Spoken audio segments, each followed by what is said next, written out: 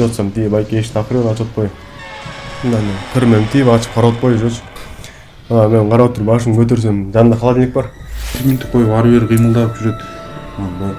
Резко мерге келди да жүрөк калып туруп. Коркуу. Эми мен деле андай баягы эми 7-8 класс кезим. Баласың да билинбейт. Мынтип карап эле коркуп туруп калдым анан. Уже жүрөк дүкүлдөп кадимгидей адреналин башталды да. Ор эле тиги тынчтык ошол жака кетип калдыбы деп аркаман келиштиби деп эле. Аркамды бурулсамчы жана мүрзөнүн үстүндө бирөөлөр турат го. Биякта бирөө турат, жанында дагы бирөө турат.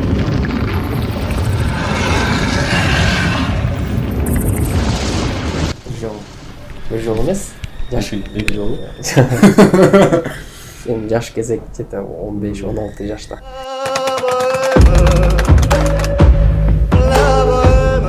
Балдар болуп чогулуп, поляга ойнойбуз да, футбол. Футбол ойнойбуз. Күндүз уй кайтарабыз. Уй торпок. Короче, ар бирибизге бирден уйубуз, бирден торпобуз бар. Анан жашпыз да. Анан полянын ылдый жагына барабыз, аякта мүрзө бар. Жаз болуп калган кете, жаз жанагы будай, арпа, жаздыкпы, күздүкпү өсүп чыгып калат го, жашыл болуп, бирок саргай элек. Ошондой мал. Анан жаңы подстанция салынып, жана столбалар тургузула баштаган да. Столбалар эмне кызык да. Башня андай айылдарда да жок. Анан тургузулуп, проводдор татыла элек. Чыгып көрүш керек. Чыгып көрүш керек. Үстүнө чыгып карачубуз. Үстүнө чыгып айылды карап, кызыгып, биякта карап, анан бир маалда мен чыгып эле мынтип поляны карап, мүрзө турат да, мүрзөнүн эле жакын эле. 500 метр ашып кетсе. Анан мүрзөнүн үстүнө карасам, кичине бирдекелер жүрөт да, сары. Анан эти жакта бирдекелер жүрөт, болуп анан балдар 3-4 бала болчубуз. Үчөө да чыгып карап, түлкүн балдар экен. Жүз барып көрөбүз болот. Кайра чөбүз айырдан. Уйларды соктоп жүрүп. Мүрзөгө чыгып карасам, жашпыз да. Мүрзөнүн үстүнө чыгабыз. Барсак тырпыраган бойдон эле түшүп кеткен мүрзөлөр болот го. Ошо тешикке кирип кетти баары тең. Түлкүнүн балдары экен. Анан, короче, уй кайтарган эмес, ошо түлкүнүн балдарын кармаганын күндө барып калдык да, уйлар сайда чогулабыз, тамак самабыз. Уйларды жайып коебуз да, күндө ошо мүрзөдө жатабыз аңдып. Мүрзөлөрдүн үстүндө чыгып, мүрзөлөрдүн үстүндө чыгып аңдып жатабыз. Же алар чыкпайт. Азыр ойлонсок, баягы түлкүнүн балдары, эми түлкү любой эле жаныбар запах чыт менен чыкпайт экен да. Анан мага кызык болот. Мен өзүм кички кезимде ошондой кызыкчумун да, укмуш элечи. Анан күндө кечинде футбол ойнойбуз. Саат кечинде 9-10 чыгабыз. Түнкү саат даже таңкы саат, кээде таң атканга чейин ошол жерде жатып сүйлөшүп, таң атып же уктап калып сүйлөшүп жатып. Үйгө келген күндөр болчу да, үйдөн тилип алып уктап. Анан бир күнү футбол ойнодук. Футбол ойноп бүттүк. Эмне кылабыз? Түн давай жашыма ойнойбуз, короче. Кимди биринчи табат, ошол издейт. Давай болуп. Ага чейин бир ойночубуз. Ага чейин ойногондо мен эмне кылчумун? Мүрзөгө бар. Жок, баары жашынганда баарыбыз. Мен жашынгандын ордуна жашым барып, дальше үйгө барып жатып алчумун да. Издеп таап алып, ошентип жүрдүк. Ага чейин баягы түлкүнүн балдарын өлгөнгө чейин. Анан бир күн ошондой болду. Футбол ойнодук, чарчадык, жашыма ойнойбуз. Полядабыз. Андан кийин жашыма ойноп бирөө тапмай болдук. Баарыбыздан качтык. Каяка качасың? Поляга качасың да. Беде бар. Анан беделерге жатып калып. Анан баарыбыз чачырганда чачыра чыгып 7-8 бала болчук. Анан мен баарыбыз тең мен да алысыраак барып жат. Деп акырын башымды көтөрүп карасам, тиги издеп жүрөт.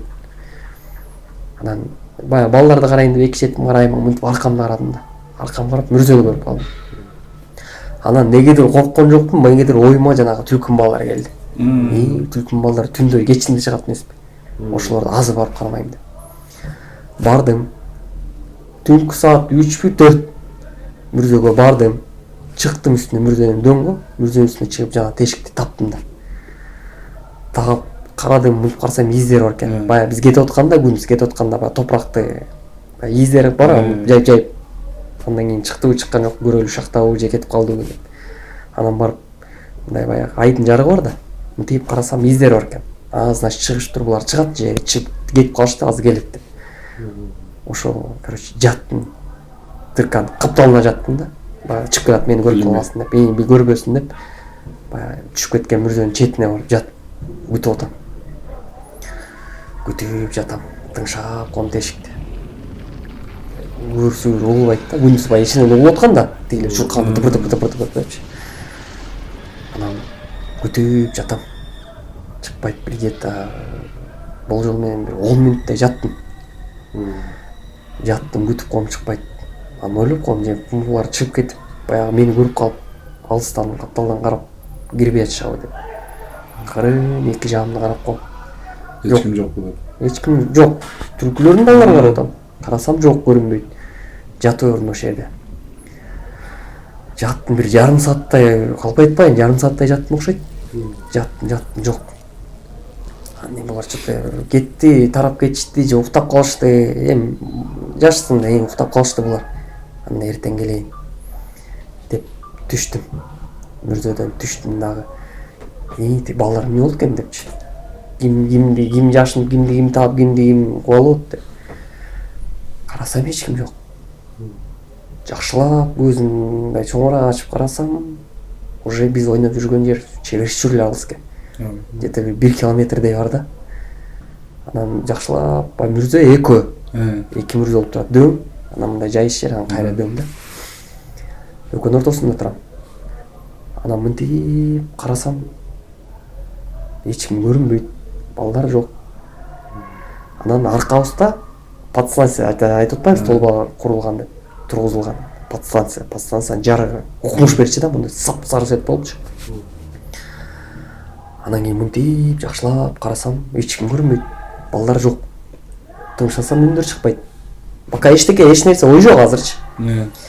Аны же жашын бирөө издеп жүрөт, же үйгө кетип калышты деп жакшылап мынтип карасам тынч.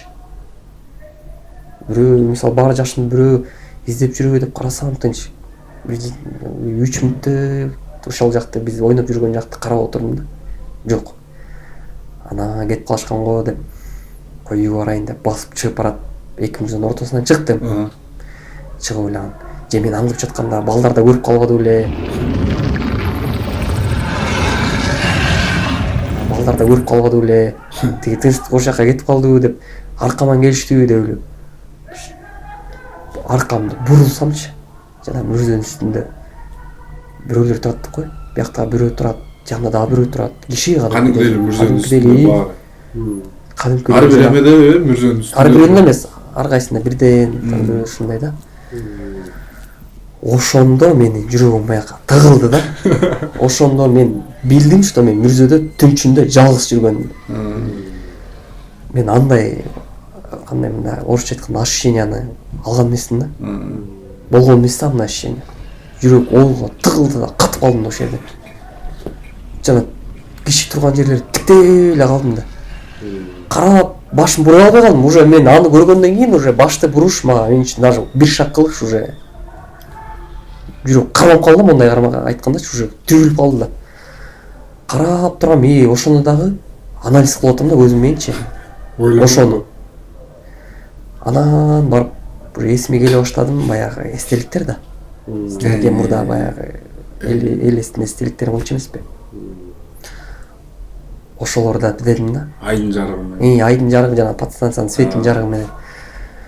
Ошол деп баягы өзүмдү кайра успокоить этип, өзүмдү алдап, бирок ордуман кыймылдаш, бир кадам тышташ же болбосо эки жакты караш уже коркконум эмес, а уже денем катып калыптыр да меникичи. Же бияка бурула албайм, же бияка бурула албайм. Турдум да ошол жерде дагы 5 мүнөттөй. Анан келмей келтирип баягы эми болбой эле мусулман кыргыз болгондон кийин баягы даватчылар келип жүргөн, анан мечитке барып жүргөнсүң да, кыргызсың да болбой эле. Анан ошо келме сактайт, Куран сактайт адамды, анан өлүктөн эмес тирүүдөн корк деген нерсенин баарын баягы ошондо эстедим да. Баягы мындай күндөр жүрүп эстебеген Кудайды, келмени, Куранды ошондо эстедим да. Ошондо эстедим дагы баягы. Ошого мындайча айтканда, ошол келмеге, ошол Куранга, ошол нерселерге баягы өзүмдү бердим да. Өзүмдү кое бердим дагы, анан кийин кыймылдан акыры эки жакты карадым, тынч.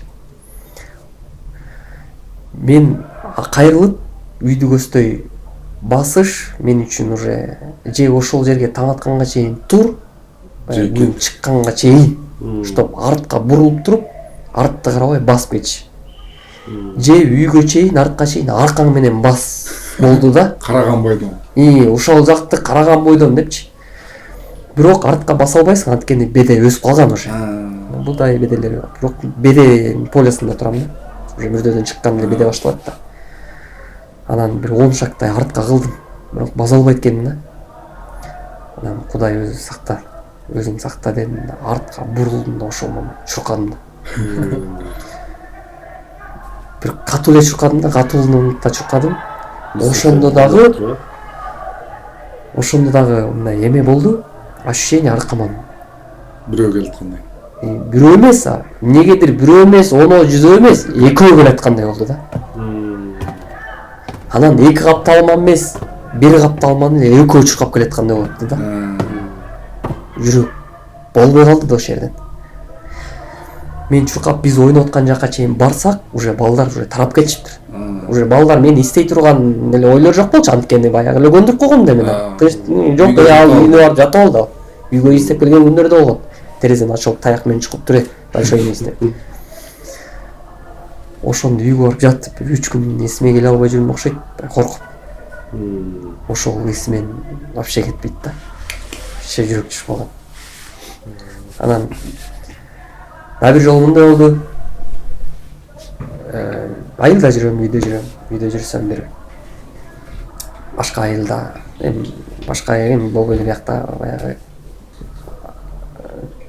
ата деген ушул жерде. Анан башка айылда туугандар келип калды, бир тууган байкебиз келип калды эле. Тууган байкебиз өтүп кетти, Мүрзөгө ашкек болуп калды. Барасың деп калды, барайын деп. Мүрзө болсо тоонун үстүндө. Уже айыл деген нерсе жок. Тоонун үстүндө да, өйдө жакта. Анан бардык, барып казып баштадык ал жака. Мен 1, 2, 4 байке болуп барып калдык. Эң кичүүсү мен да. Кечки мал чыкканбыз, уже түн болуп кетти. Түнкү саат 12 казып атабыз. Мүрзөнүн арасында машинаны болсо ылдый жака, Мүрзөнүн ылдый жагына алып коюп, фарасын күйгүзүп коюп, андан башка свет жок. Фарасын күйгүзүп коюп, ошонун фарасы менен казып атабыз. Алда бир көрүнүп, бир көрүнбөйт. Анан эми Кудай өзү кечирсин, баягы Мүрзө казгандарда болот го мындай. Баягы чарчайт, чаң жутат. Анан баягы ичимдик алып барып ичип, күчтөн түшүнбөй же эмнеге билбейм. Анан мен Мүрзө кашты эле эме болуш керек. Баягы сүрү бар да. Анан ошол жерде байкелер отуруп, 1-2ден ичип коюп, кайра барып казып атышат. Анан уже баягы казып ар жакка кирип каласың го, тешигин. Анан бир байкебиз жакшы эле кызып калды. Кызып калып, анан баягы астына кирип алып, баягы астына башын салып, уже баш элеп атат да. Өйдөн карап, баягы кирка менен казып атат. Казып атат. Баары сүйлөшүп турабыз. Эми парс болгондон кийин ошол жерде жүрөбүз, түн болсо дагы. Анан казып атат. Аны күтүп карап турабыз. Баягы бири-бирден да, эси бирөөсү чарчап, бирөөсү кирип, анан ошо кысып калган бир байкебиз кирип казып атат. Анан жүргүлө, суу ичип алайлы, баягы чаң болуп кетти, суу ичип алайлы, тамак ичип алайлы, чай ичип алайлы болуп калды. Анан макул жүр, чай ичип алайлы деп. Бул байкебиз ал казып өзү келет анан деп койду. Макул деп бардык, кылдый түштүк. Машина бир топ эле алыс болчу, бир 50 метр, 60 метрдей болуш керек эле. Арыракта, Мүрзөдөн сыртында да. Барып отуруп чай, нан жеп атсак. Байкебиз тынып койдук, казып калды ошол жерде күңкүлөткөн бойдон. Бир маалында кылып турсак эле Мүрзөнүн арасынан дук деп эле бирдеке келип атат да. Түшүнбөй калдык, бирибизди карап эле биякты карадык. Көрсөт тиги байке уруп келет. Ал сүйгөн, балды, бирөө бар кириле деп. Чыкса эч ким жок. Турса эле эч ким жок. Жүрөгү оозуна тыгылып тур да, учкан бойдон чуркап келет. Биздин жаныбызга жетти, карасакчы. Көзү аябай чоңоюп кетти, андай көрсөтүн коркконунан. Баягы кызып калган сопсо. Ка дейт го келе алып. ошентип болду коркпо биз жаныбызда эле турабыз, коркпо деп ошентип эптеп атып алаксыз балып ошол жерден чай тамак чай ичип атып анан кеткенбиз ошол жерден. Кой кетели, кеч болуп кетти, эртең таң атпай келебиз деп. Ошондо ошол байкен мындай байкен эмес, корккон адамдын жүзүн ошондо да көргөм да мен. Көз кандай болуп калат, көзүнүн ичи, кебети, келбети вообще башкача болуп негизи калат. мына мүрзө кирет го, көр казып, мүрзө көмгөндө ар бир нерсени өзүңдүн араты менен мындай кылыш керек да. А кылбайсың, кылбаганда мисалы менде деле болгон да, чыныкы эле бизде айылда болгон окуя да. Кадимкидей эле бир аксакал казы болот. Аксакал казы болуп, 90-до аксакал да. Казы болот. Казы болгондон кийин ал деген эме болот. Айыл апа баары чогулат, чогулуп эме деген орусча айткан похорон эме өтүп атат. Өтүп аткандан кийин анан айылдан бирөө чыгат. Бирөө чыгып эме кылат. Мүрзө казышат, эметчет, кой өргүн келет. Кой өргүнү келгенде бир киши чыгат, чыгып алып барат. Адамды көргө киргизет.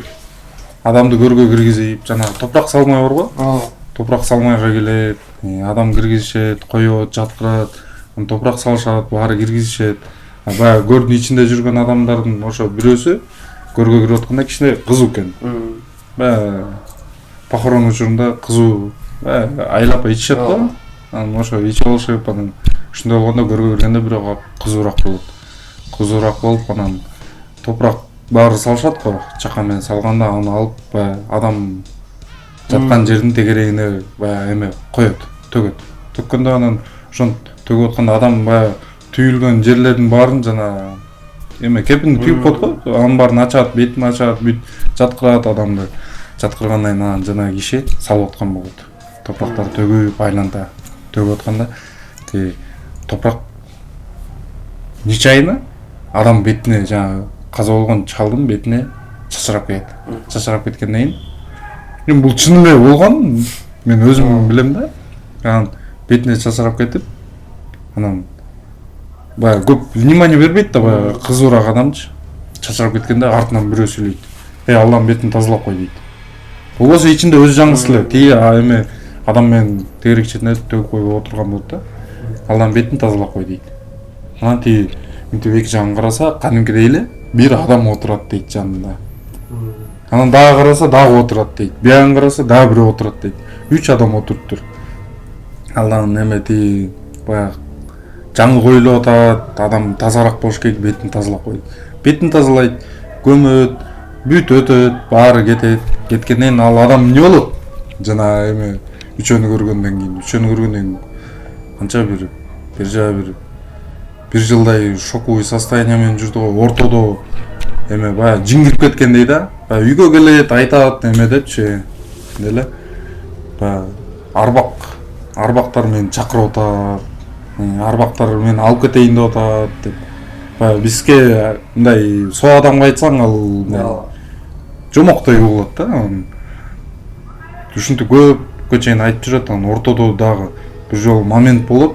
Ортодон үйдө туруп мындай приступ сыяктуу кулап 0 пульс өлүп калган болот. Анан кайра эле тирилет. Бул кандай десем, медицинский менен айткан клинический смерть да. Туруп эле. Анан бул эме арбактар чакырып атат деп кайра айтып бергенден өзүнүн эле эмети кайнагасы апарат эмеге. Молдого көргөзүп келейин. Эми айылда бар го, чоң молдолор. Ошого апарып көргөзүп, дем салдыртып коеюн, эметип калган окшойт, коруп калган окшойт депчи. Эми возрастта киши, жаш бала эмес, орто жашта эмес, возрасттагы эле. Аны алып алып, тиги кайнагасы машина салып алып апарат. Апарып туруп аны эмеге жиберет. Машина менен кетип баратышат, молдого жарым жолдон кетип барат, тиги кайнагасы өзү көрөт. Жолдон кетип барат, дагы жок. 0. Мындай эле кетти, болду. Кармаса эчтеке жок, аткүл 5 мүнөт. Строго 5 мүнөт. Өлүп калган адам. Жансыз жок. Анан апарат, дем салдыртат, кайра келет. Бирок баары түйүнө жетти да. Баары бир арбак эрişип кетти да. Бул деген жана айтканда мүрзөгө кириш, көр казыш, адамды жуунтуш, бул ар бир нерсенин өзүнүн эмеси бар да, шарты бар. Адам өзү таза болуш керек да. Таза болбойсуңбу? Значит көргөн мисалы биз киребиз, мисалы таза адам кирет чыгат, бирок ага көрүнбөйт. Баягы кичине эме болсо, туура эмес иш болсо, арбак келет, сага айтат. Дагы бир эме случайда өзүм лично өзүм көргөм. Негедир мындай арбактар аябай көрө берем да. Мындай арбак көрүнөт да дайымачы. Тайкем үйүнө барам айылга, бир 7-8 класс кез. Тайкем үйүнө барам. Алар көлгө кетишет, үйдү карап кал дейт, жаңгысмын да. Бир-эки эле улица нары эме дагы бир тайкем жашайт. Айылдаш бир жерде туугандар жашайт го, ошондой эле. Дагы бир тайкем жашайт. Анын үйүнө барам күндүз. Бир 6-7 болуп калган да, примерно 6-7де барам. Барып эме кылам. Чай ичем да алардыкыначы. Анда кызы бар бир 3-4 жашта кези болуш керек болмойм. Ошондой кызы бар да. Ошо кезде 3-4 жаштагы кыз баягы мен тамак ичип эшиктин алдында отурганда кыз жүгүрүп өтүп кеткен болот эшиктин алдынан. Обычный эле бир кыз өтүп кеткен, анын кызы го деп коем. Бирок кайра кеч кирет, 7-8 ушундай жаңы уже эме күн түшүп, кызарып жаңы күн батып баштаганда уже карай баштайт го ошол моментте да. Анан мен жана үйдүн жанында отурам, эшиктин алдында, диванда отурам да. Айылдын чети, тем более терекче карап отурсам, жанагы кыз өзүм көзүмө көрүнөт. Мындай дөңдөн кийин алма бак тартып отуруп. Алма бакта бир кыз ойноп жүрөт. Апа кийимчен, бети көрүнбөйт. Чачы узун кое берилген, кандайдыр эле кара. Бирок вообще бет көрүнбөйт. Апа кийимчен, ошол жерде эле ойноп тегеректе эле жүрөт деп кой. Мен тип бир карап турам мындай. Ары бери кыймылдайт, мени карап коет. Караганда деле бет көрүнбөйт да мындай. Минтип коюп ары бери кыймылдап жүрөт. Резко мерге келди да жүрөп келип туруп. Коркуу. Мен деле андай баягы эме 7-8 класс кезим. Баласың да билинбейт. Минтип карап эле коркуп туруп калдым анан. Уже жүрөк дүкүлдөп кадимгидей адреналин башталды да. Бооско келген жүрөк. Кулак эчтеке укпайт мындай тып-тынч. Именно ошол эле кызды карайсың, бул титеп турган бойдон аны карап не кылат деген сепчи. Жүрөт. Бир малда резко эсиме келип кетти, балдарга чалым. Срочно мен жакка келди. Эми баягы алдап чакыргам да алар. Үйгө келди, үйдө компьютер бар, чогуу ойнойбуз кечке чейин. Бирок бияк монтуп атат да, жүрөк лакылдап эптеп бирөө жарым мен жаныма келип, мен чогуу жатса экен депчи. Же мен чогуу отурса экен деп таң атып кетсе, может кетип калам келбейм депчи. Анан ошентип отуруп балдар келди. Балдар келгенге чейин карап отурдум ошол кызды. Бир жарым саат жүрдү ошол жерде, ойноп жүрдү. Балдар келди, балдар менен отурдук. Жанагы кыз көрүнбөй калды. Уктап калдым, эртең менен турдум. Туруп айкем келди. Айттым, ушундай бир кыз жүрдү мыякта. Ушундай көрдүм десем. Көрсө ал үй салынган жер илгери немецтер жашаптыр ошол жердечи. Немецтердин именно кандайсың детский кладбище экен да жерчи. Балдар жаткан мүрзө экен, ошо дөң. Ошонун үстүнө үй салынып калган экен. Тайкем деле айтат, эме депчи. Чырдактан деле мен көрүп калам, эшиктен деле көрүп калам, мен мага көнүмүш атат депчи. Ошондой историялар да. Арбак деген арбакта бар, коркосуң да. Сен айткандай эстеп кеттим да. Бир тааныш ийинчектер бар. Анан азыр шаардада. Мурда айылда жүрүштү, баягы тайнесинин үйүндө. Анан бирөө кичирөөк, бирөөсү улуураак, бирок экөө бир тууган эмес. Анан кичирөөк айтып берип атат. Айылга тайнемдикине барсам дейт. Көзүнө бул шаарда жүргөндө эч нерсе көрүнбөйт. Ошол айылга барганда, ошол үйгө барганда негизи эле ал үйдө баягы эски үй, мурдакы үй анан айылда. Баягы эртең менен турса эле сервантпы эме болот го, идиштер турган стенка, идиштер турган, хрустальда турган, анан сүрөттөр турган, ошо сүрөттө жерге түшүп калды идиштер, бирөккө жерге түшүп сынып калган, ушундай болуп калат экен да. Болуп калыш экен да мурда эле. Анан тиги ийинчек ошол жака барсам эле дейт, арбактар кубалай берет дейт да. Мага айтып берип атат байке, эми сизге мындай үркүнүчтүү болушу мүмкүн, ооба, бирок чын эле дейт да. Арбактар кубалайт дейт, мен качам дейт. Ошон үчүн айылга үйгө барбайм дейт да. Анан мен жана айтып берип аткан улуурагы экөө кетип баратат, экөөбүз кетип баратабыз дейт. Тиги байкем болсо мага көрүнбөйт дейт. Байкем кетип барат эле, экөө сүйлөшүп кетип барат эле, анан ассалам алейкум же болбосо жазсаңар да өтүп кетет. Анан баягы башында түшүнбөй эле эмне сизге да көрүнөбү десем, ооба көрүнөт. Эмне коркпойсузбу десем, жок мен уже көнүп калгам дептир да. Чыныгы эле көнүп калыптыр да, мындай көзүнө көрүнөт экен, баягы өзүнөн сурасам өзүнө деле тиги деле баягы бети кимкен көрүнбөйт экен, сен айткандай эле мындай мутный болупчу. Бирок көрүнөт экен да. Мындай ошон үчүн тиги сөлөкөт тиги баягы аял эркек көрүнөт экен, билинет экен, бирок кимге өтеси билинбейт экен. Анан тигил баягы өзүн өзү уже эме кылып, эми эч нерсе кыла албаарын билип, анан ассалам алейкум, эркек киши көрүнсө ассалам алейкум десе, кадимкидей эле алейкум ассалам деп өтүп кетет экен. Же аял киши болсо саламатсызбы, же жакшысыңарбы десе, жакшы деп өтүп кетет экен. Анан берки кичүүсү айтып атпайбы, байкем кандай көнүп калды билбейм, мен көнө албай койдум, мен уже барбайм аяка депчи, ал үйгө депчи. Мен барсам сөрөөнө кубалайт дейт. Кубалайт, мен качам дейт да. Анан берки байкем деле айтат дейт, сага деле көрүнөт экен, ооба мен деле мына качпай элем, учурашпайм болду. Ал сен ага тийишпесең, ал сага тийбейт. Жөнөкөй эле өтүп баратып эле учурашпай болду. Кубаласа качпа. Анан мен айттым да, мындай сурап көрдүм да, сени кубалайт экен, анан мына кубалап жеткен күндөр болду беле десем, ооба дейт, кубалайт келет дейт. Анан мындай баягы уже кача турган бурчтарга такалып калганда туруп калсам 1 метр келип туруп калат дейт. Карабаңга. Тийишпейби десем, жок тийишпейт дейт. А тийишпесе сен эмнеге качасың? Тийишпейт экен го сага десем, эми көзгө көрүнүп атса кантип качпайсың? Кадимкидей эле үйдү айланып кубалайт, үйдү айланып качам дейт да. Анан туугандар деле баягы билет экен, көрөт экен. Андай болду деп эле баягы алып калып ушундай экен да. Анан айылга көп барбайт экен, айылга барат экен, барса эми айылы жок барат да, бир нерсе тояш деген болот. Барган күндө деле башка үйгө барып жатат экен да. Ал үйгө барып жатпайт экен. Же жатпайт экен, эртең менен барса кечкисин кайра чыгып кетет экен.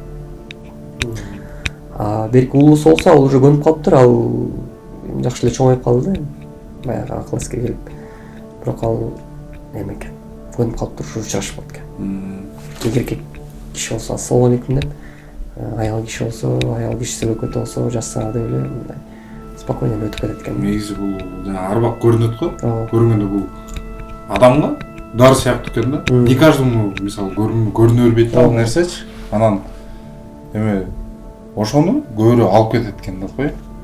Эми кандай десем, орусча айтканда экстрасенс сыяктуу. Эми молдолор бар, тияк бияк бар го. Ошолорго окшоп эле да. Көбүрөөк алып кетет экен. Мисалы силер айткандай кууду, кууганда көрдүм, байкеси уже смирился ал мененчи. Ооба.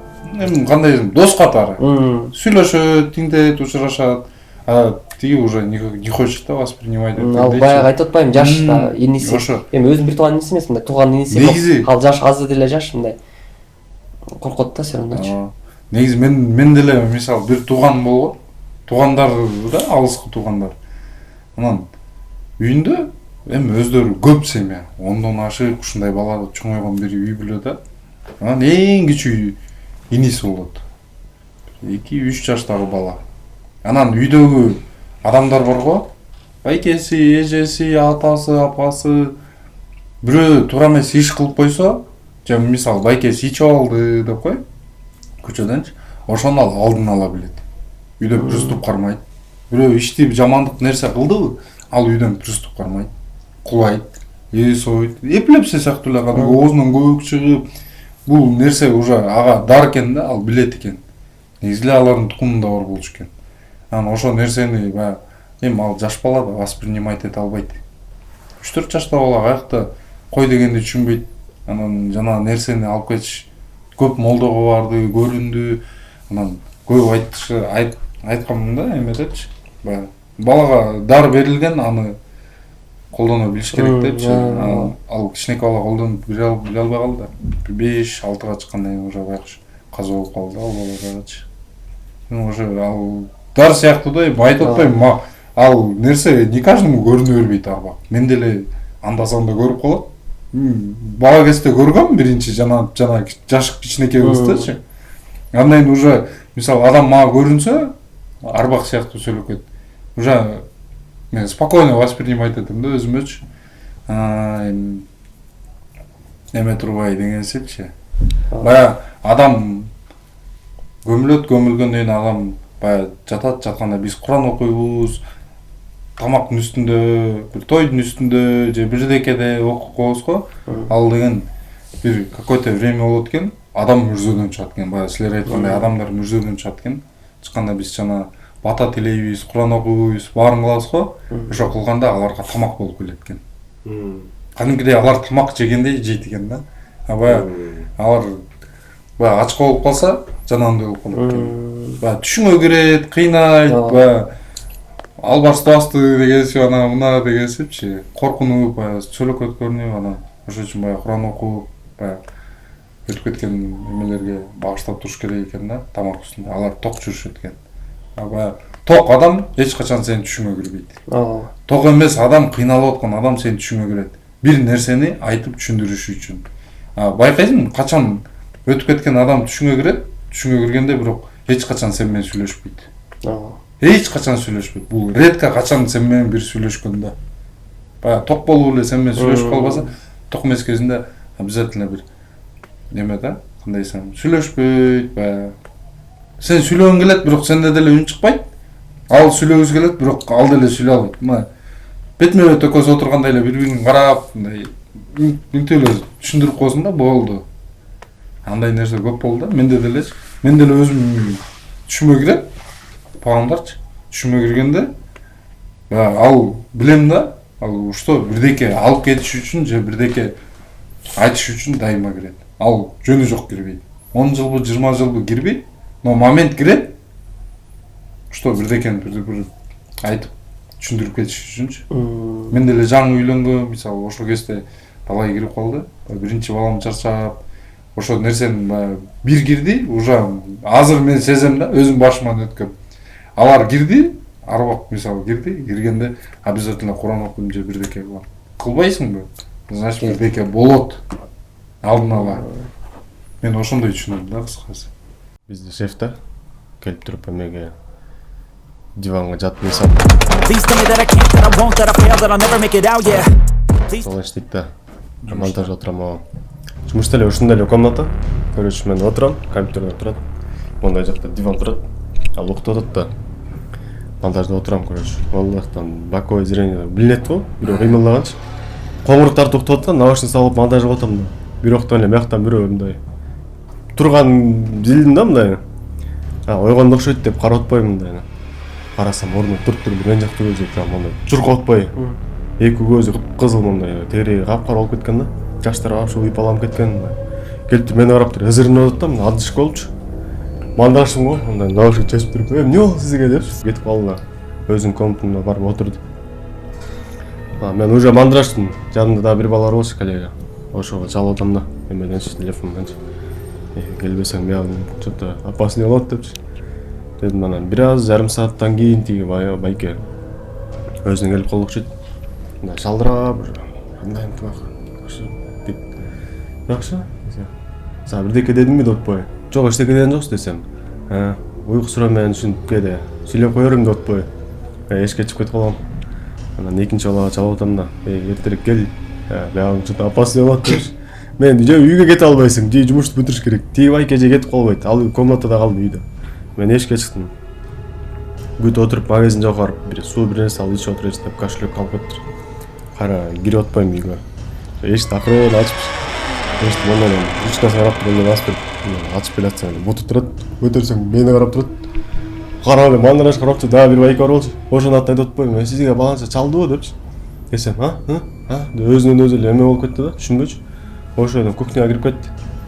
Анан барып алчыларымды алып кайра чыгып келатсам тиги эмеге эмне кухня жакка кирип кеткен ал.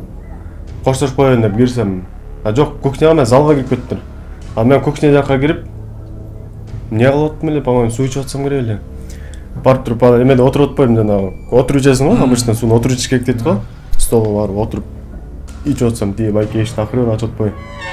Мындан кырмен тип ачып карап атпайбызчы. Мен карап туруп башымды көтөрсөм, жанында холодильник бар. Келип туруп холодильникке эки колумду мынтип жөлөп коюп мынтип, обычно мына таянып тура аласың го. Ошентип турат да кой. Мынтип көзүм кырмен карап атчу.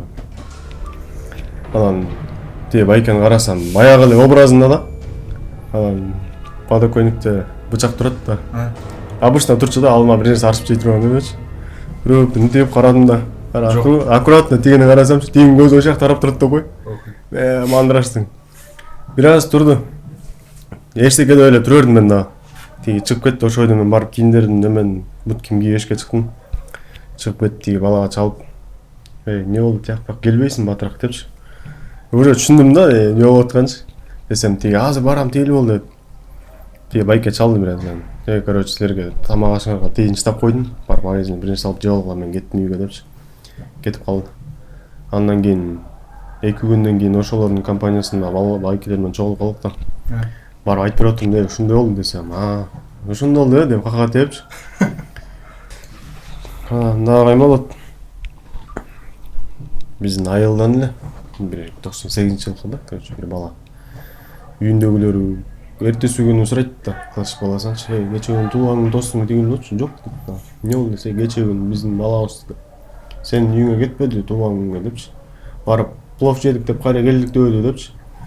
Дейт, анан кийин бир 2 күндөн кийин окшойт, бир молда айтыптыр да, үйүнө кирип, тиги балаңар эмне мечитте таңамал 6да мечит эме мүрзөнүн жанында отурат депчи. Анан кандай тигил болду, анан тигилер кандай териштирген билбейм, бирок айтышты да, типа ал бала уйку суроо менен эле чыгып, дос балалары келип, ошолорго жолугуп, анан тиги баланын үйүнө барып туулган күнүн өткөрүп, плов жешип, эртең үйүнө келиптир.